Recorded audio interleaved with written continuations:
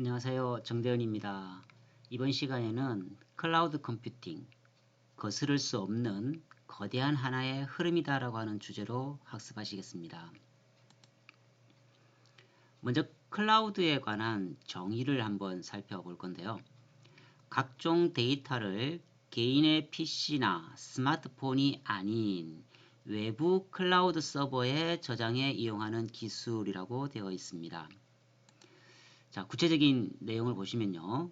인터넷상의 클라우드를 통하여 있습니다. 여기서 우리가 클라우드에 관한 정의를 한번 보시면 컴퓨팅 사업자 서버를 구름 모양으로 표시하는 관행에 따라서 클라우드는 중앙 서버를 의미합니다.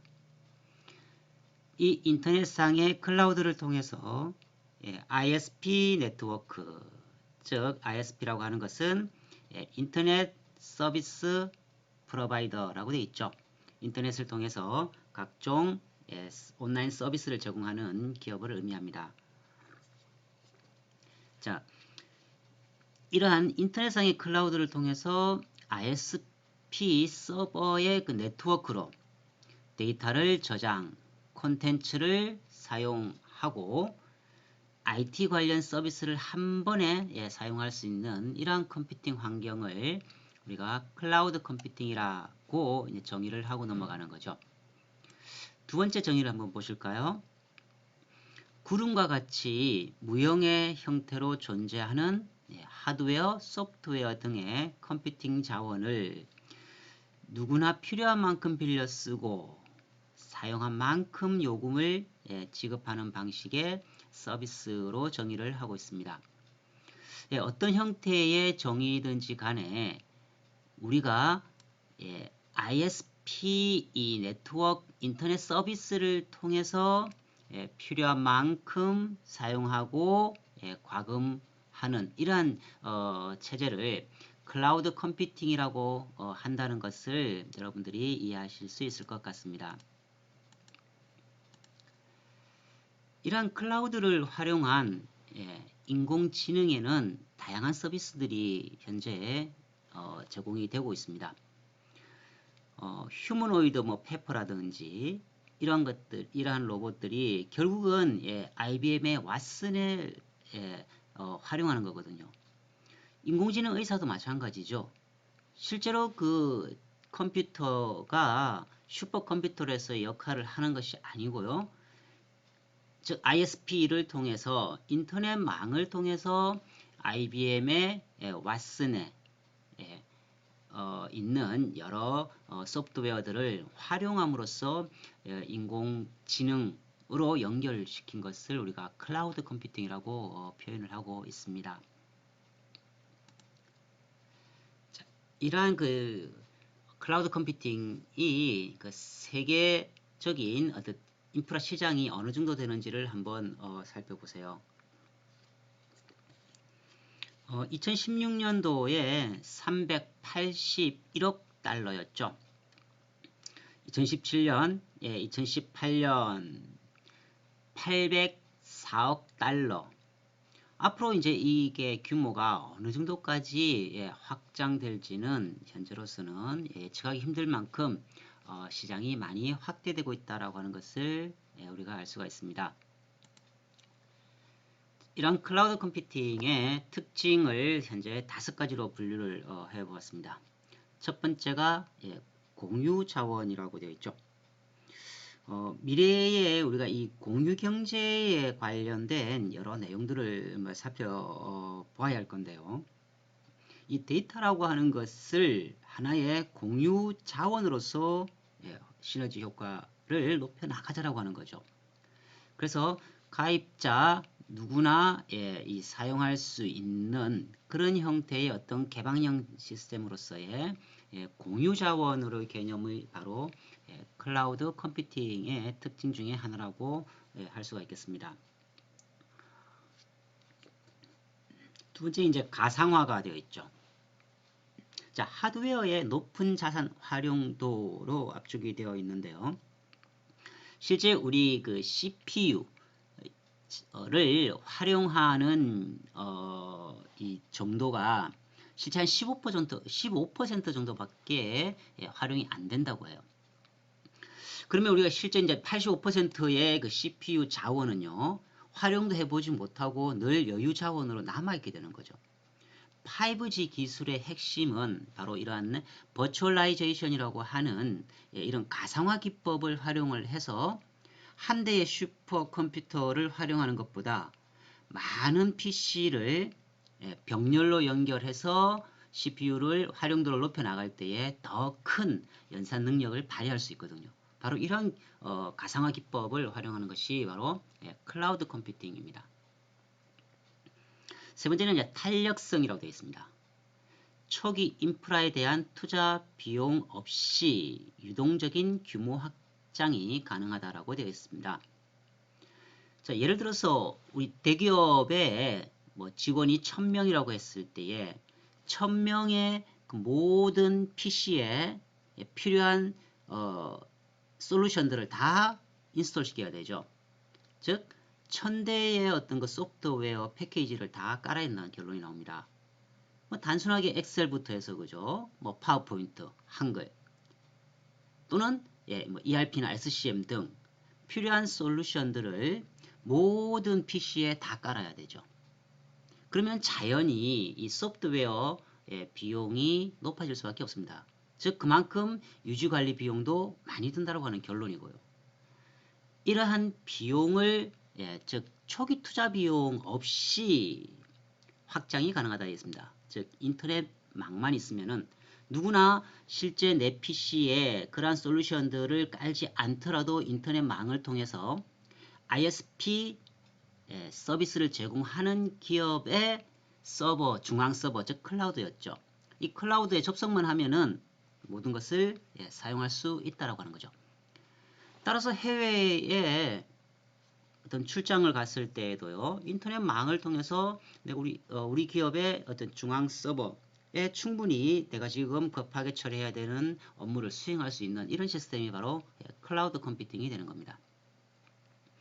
특히 이렇게 이제 그 탄력성 관점에서 볼 때에 중소기업이나 또는 소규모 영세 자영업자들은 이러한 뭐 ERP나 SCM과 같이 유지비용이 많이 드는 이런 비싼 고가의 솔루션을 활용하기 어렵거든요.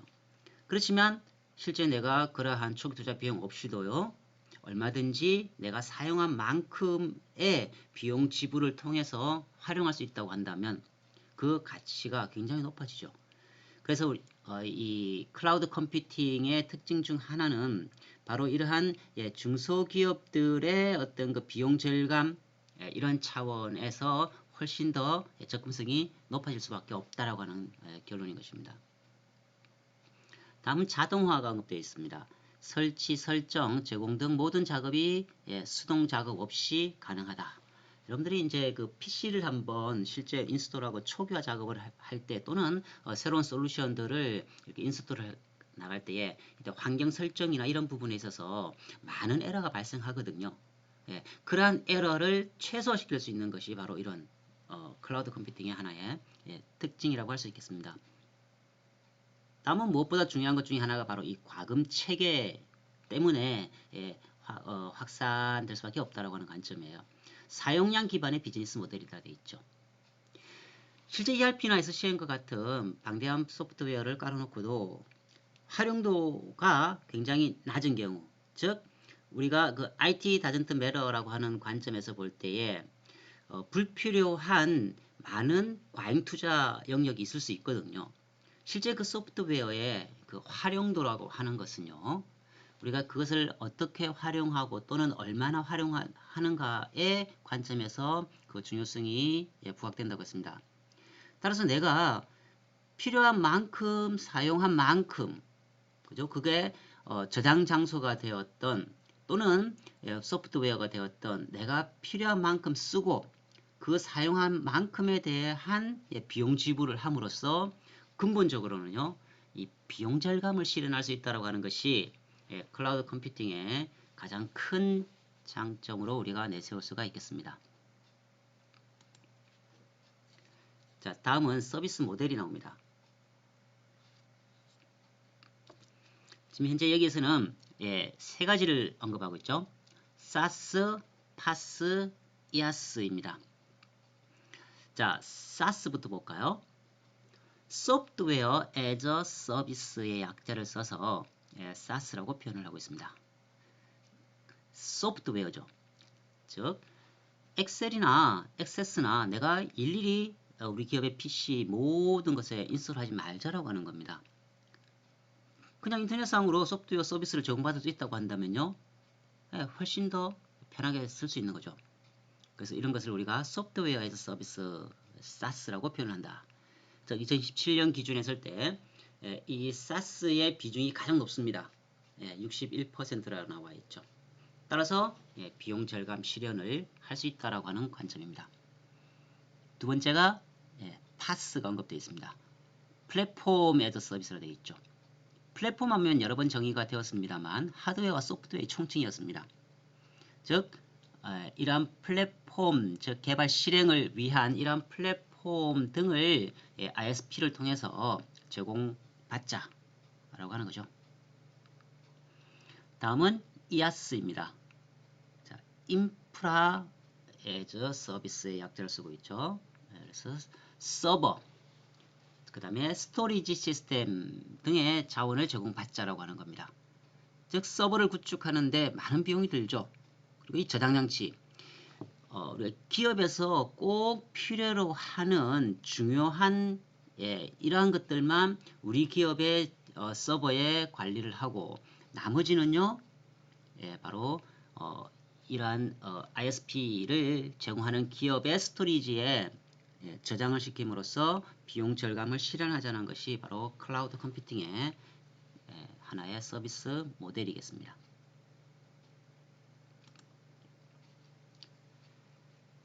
자, 이러한 이제 클라우드 컴퓨팅의 종류를 한번 살펴보겠습니다. 자, 크게는 폐쇄형, 하이브리드형, 공개형이 언급되어 있죠. 자, 폐쇄형, 하이브리드형, 공개형. 가장 이상적인 것은요, 물론 공개형입니다. 그렇지만 이제 공개형을 썼을 때에 여러 이제 보안상의 문제점이 대두되고 있는 것도 현실이에요. 자, 어쨌든 각각의 특징을 한번 살펴보시면요. 자, 이 폐쇄형은 다시 세 가지로 나눠져 있죠. 특정 고객 전용, 동일 목적 단체에 제공하는 것, 그 다음에 특정 고객을 위해 공공용 클라우드 일부를 분리하는 것 등 세 가지로 크게 분류를 할 수 있습니다. 물론 이 각각에 대한 장단점은 있을 수 있지만 거기에 따른 이 사용에 따른 비용은 서로 다르겠죠. 특정 고객 전용이면요, 당연히 이제 비용이 높아질 수밖에 없기 때문에요. 먼저 공개형을 보시면, 자, 우리가 퍼블릭형이라 해서요, 불특정 다수 고객을 위한 공공 클라우드가 되어 있죠.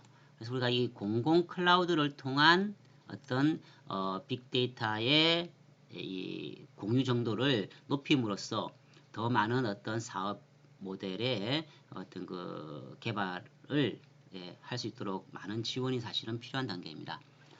자, 이런 폐쇄형과 공개형의 중간 형태가 이제 하이브리드형으로 되어 있어요. 그래서 서비스 특성에 따라서 사설 혹은 이제 공용 클라우드를 서로 혼용해서 쓸 수 있게끔 하는 이러한 형태를 하이브리드형이라고 표현을 합니다. 자, 각각의 뭐 특징을 보시면 폐쇄형은 당연히 이제 보안의 강점이 있겠죠. 그리고 뭐 동일한 목적 단체 제공하면은 역시 어떤 동일한 보안 관리 요구가 이루어질 테고요. 자, 공개형은요, 규격화가 이제 특징일 수는 있겠습니다. 안정적인 서비스를 제공받을 수 있고, 또한 이 저렴한 유지 비용이라고 하는 것이 가장 큰 우리가 특징으로 제시를 할 수 있겠습니다. 예시가 나와 있죠. 기업 및 정부, 대기업 그룹웨어 또는 아마존의 AWS. 자, 우리가 이 공개형이 사실은 이제 지향점이어야 된다라고 하는 것이 이 전문가들의 공통된 견해이기는 합니다. 그래서 뭐 구글 드라이브 또는 네이버 클라우드 등 이 공개형을 통해서 우리가 많은 서비스를 제공받을 수 있으면 좋을 것 같습니다.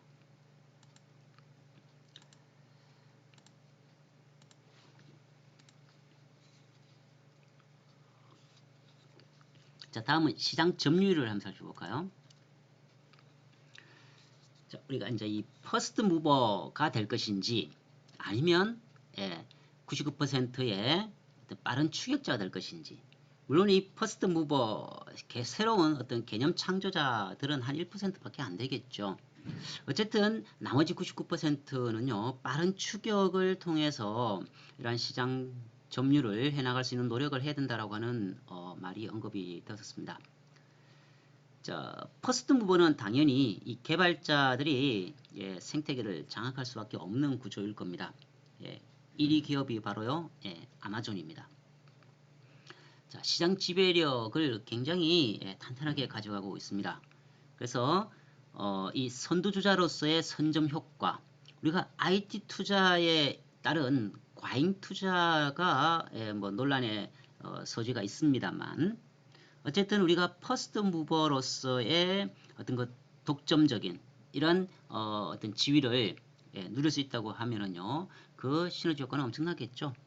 어쨌든 선두주자로서의 선점 효과 그리고 규모의 경제를 리드해 나갈 수 있다고 했을 때에는 다양한 서비스와 이 여러 수익 구조를 만들어 나갈 수가 있을 겁니다.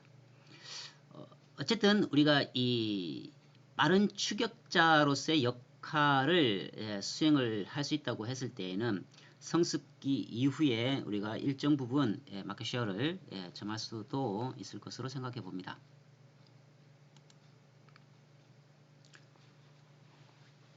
자, 다음은 이제 시너지 효과라고 타이틀이 되어 있습니다. 자, 우리가 이제 이 4차 산업혁명 핵심에는 뭐가 있다? 빅데이터가 있습니다. 그죠? 빅데이터가 있습니다. 그 기반 구조로서 바로 이 클라우드 컴퓨팅을 언급해 놨죠.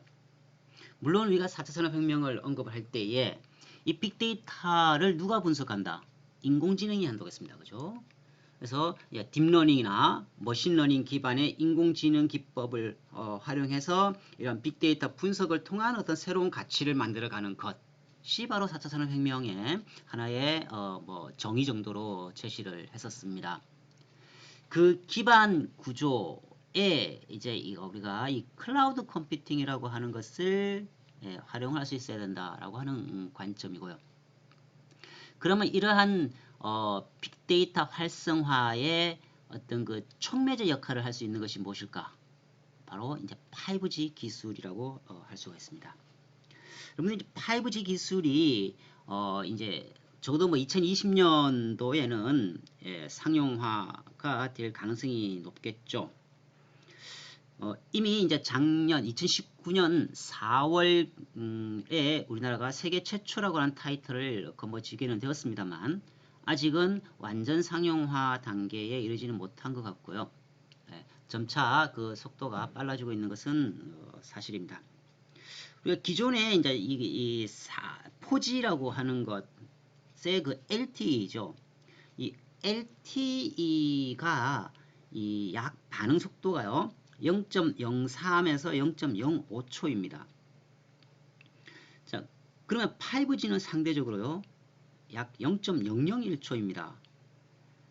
우리가 자율주행 자동차를 생각해 보시면 이 제동거리가 굉장히 중요하죠.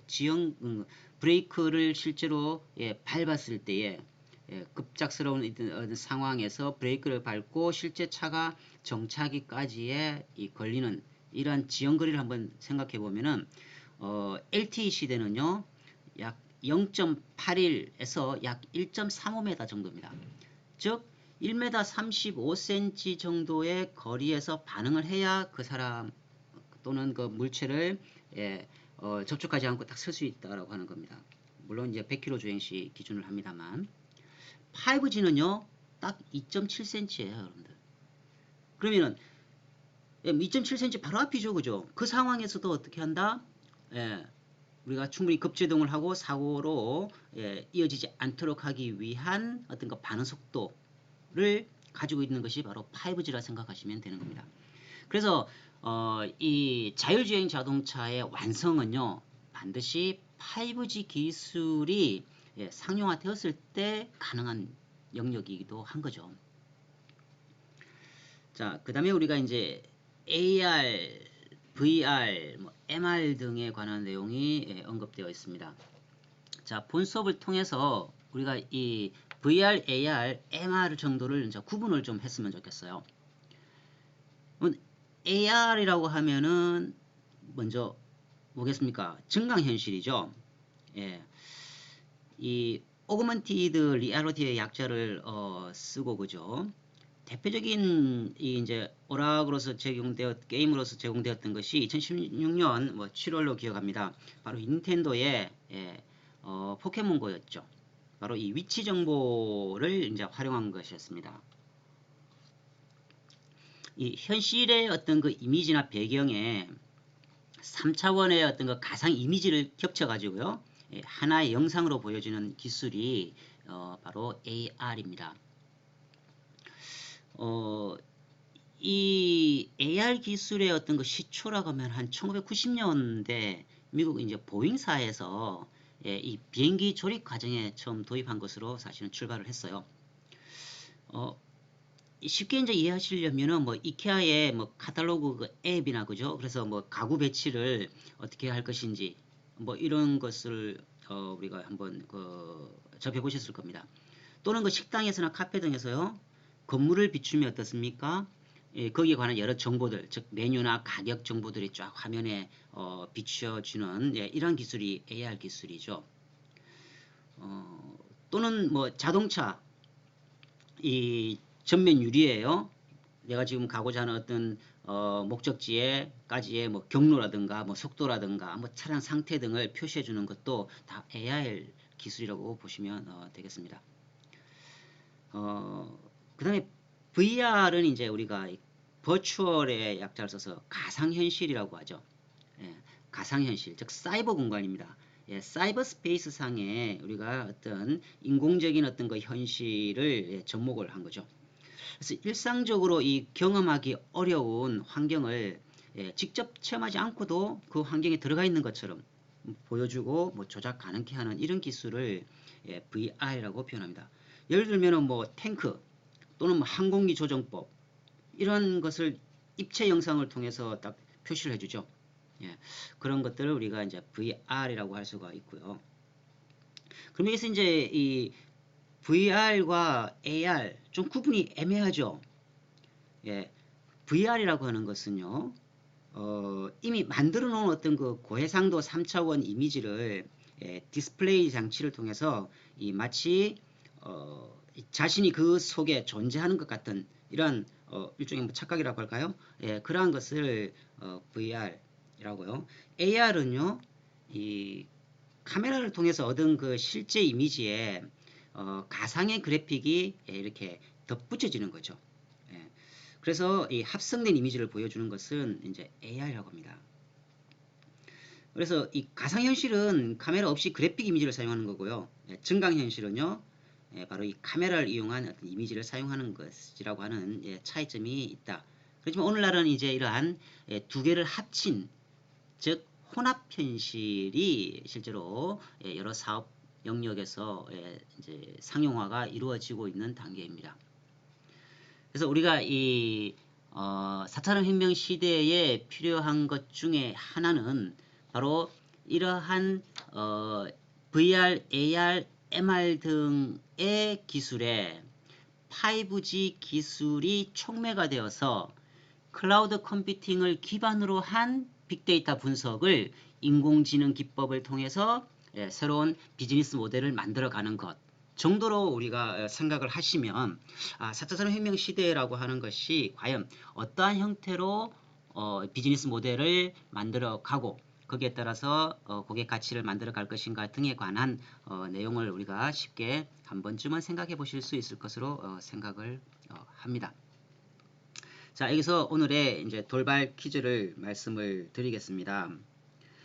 자, 우리가 이거 MR, 그죠? AR, VR, MR라고 하는 표현을 썼습니다.